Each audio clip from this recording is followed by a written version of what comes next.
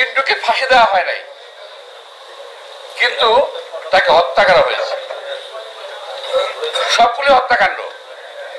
দিলশান সাহেবকে ফাঁসি দেওয়া হয় নাই, জেলখানায় তাকে হত্যা করা হয়েছে। আজকে আমি সবচেয়ে প্রথম সেই হত্যাকাণ্ডগুলোর বিচার চাচ্ছি। প্রথম পিন্টুর হত্যাকাণ্ডের বিচার করতে হবে, এই সরকারের কাছে আমি এটা দাবি করছি। নইলে আজকে যে মিটিংটা দেখছেন আপনার, ছোট একটা মিটিং, এই মিটিং কিন্তু রাজপথে বড় হবে পিন্টুর বিচারের দাবিতে। এই মিছিল কিন্তু বড় হবে। সুতরাং ওই সময় জেলখানায় যারা ছিলেন, কাদের কারণে পিন্টুকে হত্যা করা হয়েছে, কারা হত্যা করেছে, তাদেরকে খুঁজে বের করে তাদের সাজার ব্যবস্থা করতে হবে। আমি বলছি বিচার এবং সাজা, আমি বলছি না ফাঁসি দিয়ে দেন। বিচার এবং সাজা যার যতটুকু প্রাপ্য তাকে সেটা দিতে হবে। প্রিয় ভাইরা, আজকে আমরা যেখানে দাঁড়িয়ে আছি বাংলাদেশের রাজনৈতিক অবস্থানে,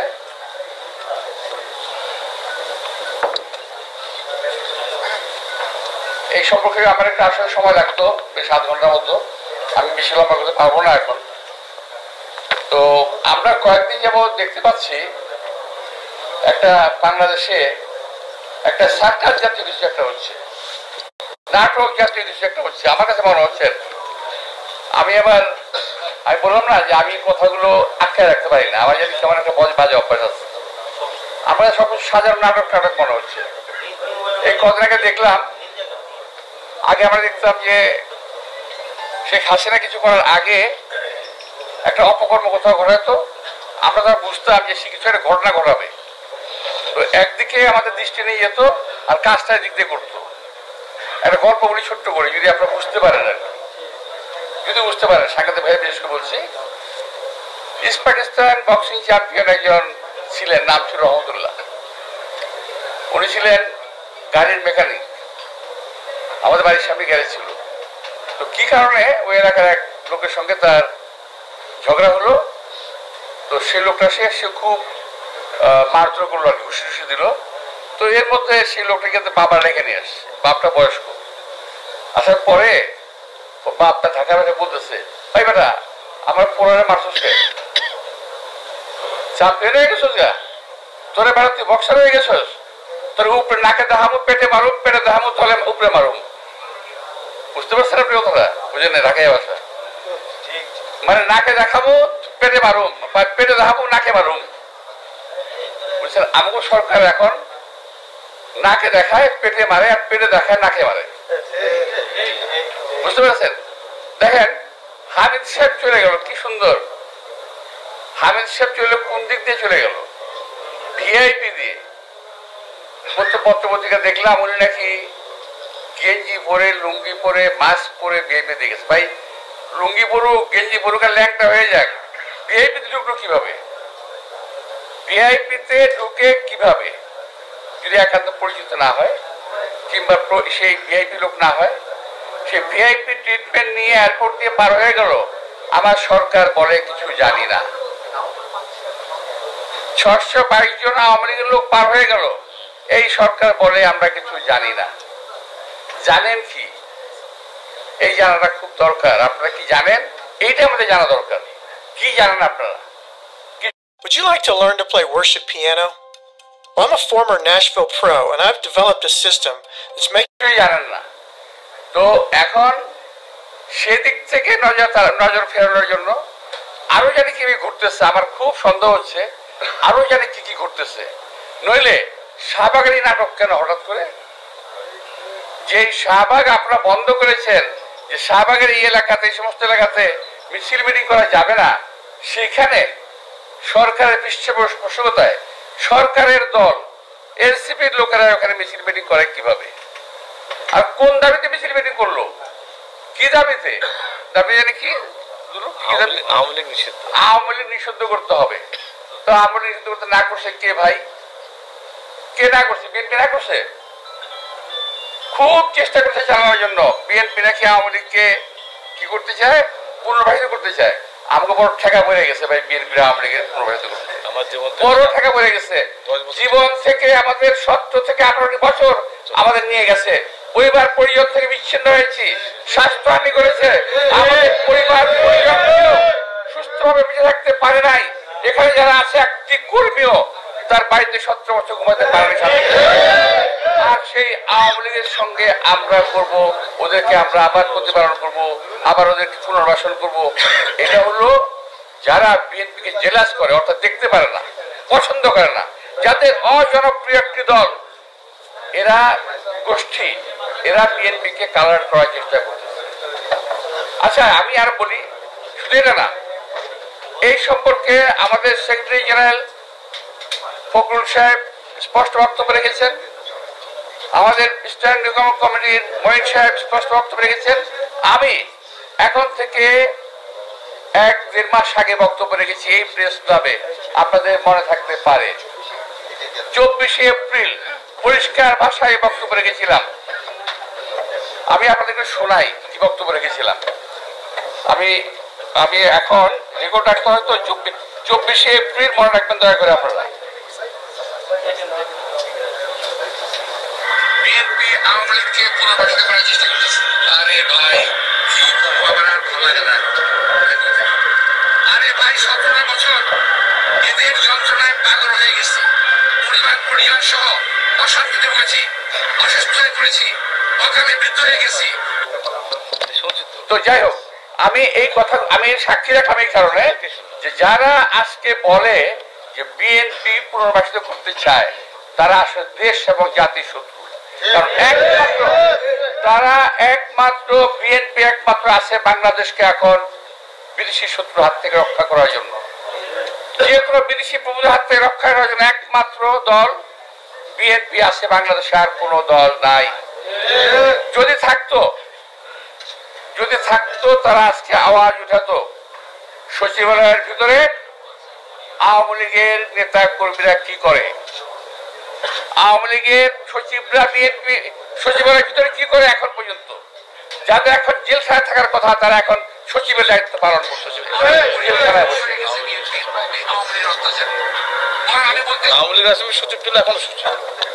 ওরা আওয়ামী লীগের আমার সচিব ছিল, এখনো সচিব, অথচ আমাদের সময় যারা সচিব ছিল, যারা এখনো রিটায়ারমেন্টে যায় নাই, তাদের সব বাতিল করে দিচ্ছে। এখন আরো শুরু হয়েছে, প্রশাসনে বিভিন্ন এলাকাতে পরিবর্তন শুরু হয়ে গেছে। কে কে বিএনপি কোথায় আছে, হয় বিএনপি দিতে হবে, বিএনপি বাতিল করে কমপক্ষে জামাত দিতে হবে, জামাত না হলে আওয়ামী লীগ দিতে হবে। আপনারা খেয়াল করে দেখবেন, থানা, পুলিশ, কোর্ট, কাছারি, সচিবালয়ের ভিতরে এই কর্মকাণ্ডগুলো শুরু হয়ে গেছে। বিএনপিকে রাখা যাবে না। এই যে বিএনপি নিধন আন্দোলন শুরু হয়েছে, তারই একটি বিষয় হলো এইটা, এই যে 622 জন আওয়ামী লীগকে পালিয়ে যেতে দেওয়া, হামিদ সাহেবকে পালিয়ে যেতে দেওয়া, একটা খুনের আসামি হামিদ সাহেব, তাকে পালিয়ে দেওয়া, এটা হলো এই একটা বিষয়। আর একটা আরো বিষয় আছে, এই সরকারের মধ্যে অবস্থানরত অনেক অনেক মন্ত্রী, অনেক উপদেষ্টা যারা বাংলাদেশের নাগরিকই নন, তারা এই দেশ পরিচালনা করতেছে।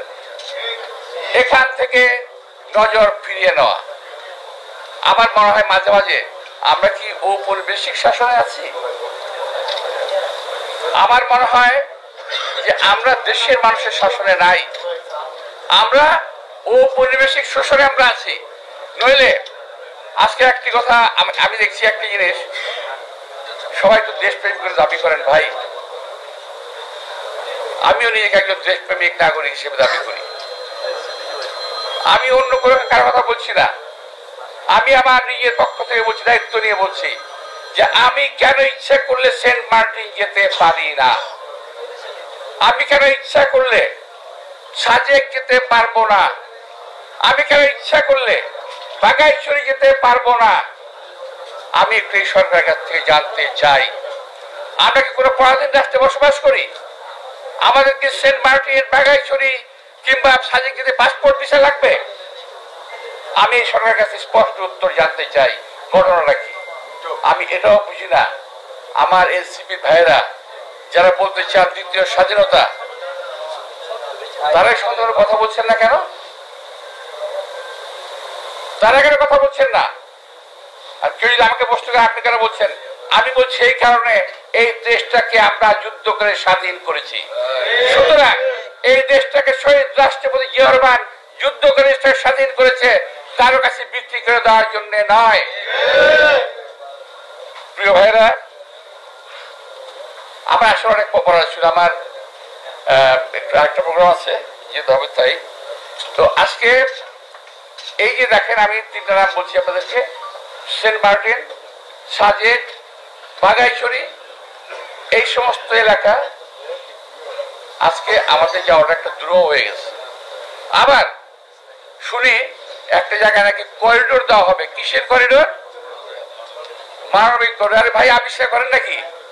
আর বিশ্বের কোন ডিকশনারিতে মানবিক করিডোর জায়গা আছে নাকি? কোন ডিকশনারিতে মানবিক করিডোর বলে কোন শব্দ আছে? আবিষ্কার করেন এক এক শব্দ, যখন যে শব্দ প্রয়োজন সেটা আবিষ্কার করেন। বাংলাদেশের অভ্যন্তরের কোন করিডোর কিংবা প্যাসেজ দেওয়ার কোন সুযোগ নাই জনগণের মতামত ছাড়া। জনগণের ভোটের মাধ্যমে নির্বাচিত সরকার সিদ্ধান্ত নেবে তারা কি করবে। আমাদের কোন ভালো অভিজ্ঞতা আছে? বিশ্বের কোন দেশ এই করিডোর দিয়ে শান্তিতে নাই। আজকে গাজা শান্তিতে নাই, লিবিয়া শান্তিতে নাই, মিশর শান্তিতে নাই, আফগানিস্তান শান্তিতে নাই। আমার সেক্রেটারি সাহেব ফখরুল ইসলাম সাহেব বলেছেন এই দেশকে আমরা গাজা বানাতে চাই না। আসলে তাই, আমরা এই দেশকে ফিলিস্তিন গাজা বানাতে চাই না।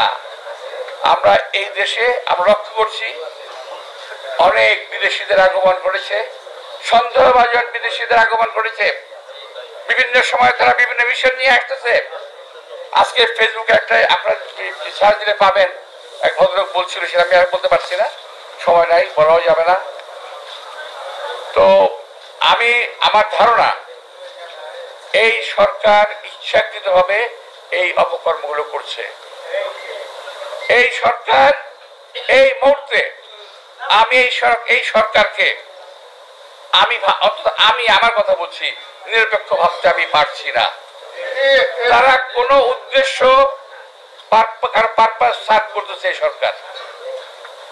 এই সরকার কোন পরিস্থিতিতেই গণবান্ধব কিংবা দেশপ্রেমিক সরকার নয়। আমি পরিষ্কার ভাষায় এটা বলতে চাই। আমার দেশের সার্বভৌমত্ব নিয়ে প্রশ্ন উঠবে কেন?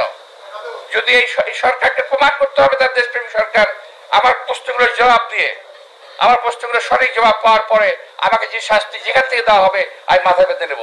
আমি আজকে আমার কথা বললাম, আমি জানি এইটা যথাযথ ফোরাম নয়, হয়তো আরো ভালো জায়গায় আরো কোনো জায়গায় যাওয়া উচিত ছিল, বড় জায়গায়। কিন্তু আমি আমার মনের ক্ষোভ আমি ধরে রাখতে পারিনি, আমি আপনাদের সামনে প্রকাশ করলাম। আমার কথাটাকে আপনার মনে ধারণ করবেন এবং দেশবাসীর কাছে ছড়িয়ে দেওয়ার চেষ্টা করবেন। এটা এখন কিন্তু আমরা খুব ভালো অবস্থানে নাই, এই কথাটা আমাদের একটু মনে রাখতে হবে। প্রিয় ভাইয়েরা, আমি আবারও বলবো, দেখেন অন্য রাজনৈতিক দল, আরো অনেক রাজনৈতিক দল আছে বিএনপি ছাড়া, অন্য কেউ কিন্তু এই করিডোর নিয়ে কোনো কথা বলছে না। কেন ভাই? কি কারণে? জামাত ইসলাম কথা বলে না কেন? অন্যান্য যে বিভিন্ন পীর সাহেবেরা আছেন ওনারা কথা বলেন না কেন? আবার বিএনপির বিরুদ্ধে কথা বলার সময় এক হয়ে যান। এটা কেমন কথা হলো? অর্থাৎ বিএনপিকে শেষ করতে পারলেই বাংলাদেশটাকে লুটে পুটে আবারও খাওয়া যাবে আওয়ামী লীগের মতো। ইনশাআল্লাহ এই বিএনপিকে কোন সরকার বহু চেষ্টা করে শেষ করতে পারে নাই। শহীদ রাষ্ট্রপতি জিয়াউর রহমানকে আজকে আমি স্মরণ করতে চাই যে এই যে রোহিঙ্গাদেরকে ভিতরে জায়গা দেওয়া হয়েছে, আবার এইভাবে রোহিঙ্গাদেরকে ঠেলে দেওয়া হয়েছিল একবার বাংলাদেশে, সম্ভবত আমার সালটা মনে নাই, তখন শহীদ রাষ্ট্রপতি জিয়াউর রহমান তিনি মিয়ানমারকে বাধ্য করেছিলেন রোহিঙ্গাদেরকে ফিরিয়ে নিয়ে যেতে। একমাত্র রাষ্ট্রনায়ক যিনি রোহিঙ্গাদেরকে ফিরতে বাধ্য করেছিলেন। আমি যেটা বলতে যাচ্ছিলাম যে এই যে সমস্যা আজকে আমাদের দেশে তৈরি হয়ে গেল, এটা কিন্তু খুব সহজে শেষ হওয়ার নয় যদি বাংলাদেশের জনগণ সচেতন না হয়। প্রিয় ভাইরা, আমি যেটা আমার কথা ছুটে গেছে, যেটা যে আমার অন্যান্য ভাইয়েরা, আমার অন্য ভাইয়েরা যারা আছেন রাজনৈতিক দল, আপনারা কেন কথা বলছেন না আমি একটু জানতে চাই। এটা তো কারো পক্ষে বিপক্ষে বলা না, নিজের দেশের পক্ষে বলা। কথা বলতে হবে নিজের দেশের পক্ষে, কোন দেশের বিপক্ষে করে সেটা আমার দেখার বিষয় না। আমি এই কথা বললে অমুক দেশ রাগ করবে, আমি এই কথা বললে অমুক দেশ রাগ করবে, এটা ভাবার আমার কোনো প্রয়োজন নাই কোন একজন দেশপ্রেমিক নাগরিকের। আমি দেশপ্রেমিক, আমি আমার দেশের কথা বলবো, আমি দেশপ্রেমিক, আমি আমার দেশের স্বার্থের কথা বলবো।